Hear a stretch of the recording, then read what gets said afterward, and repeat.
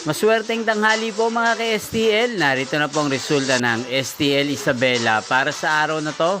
First draw December 12, 2024.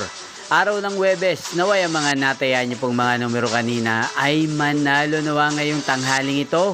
1 PM kaya't kunin niyo na po ang inyong mga tickets. Narito na po ang resulta. Ang mga numerong nanalo sa STL Isabela ngayong tanghaling ito, December 12, 2024, 1 PM. First draw result, 20 at 2 in exact order. Sa lahat po ng tumaya kanina sa STL Isabela, para sa first draw ng 20 at 2, congrats po sa inyo. Panalo po kayo. Again, 20 at 2 in exact order. At ngayong tanghaling ito sa STL Isabela, shoutout po natin si Kuya Yolando. Kuya Yolando ng Isabela, shoutout po sa iyo. Naway nasa mabuti ka pong kalagayan. At sa lahat po ng mga taga Isabela dyan, shoutout po sa inyo. Inyo pong napanood ang resulta ng STL Isabela sa channel na to, Roderick Hernandez TV.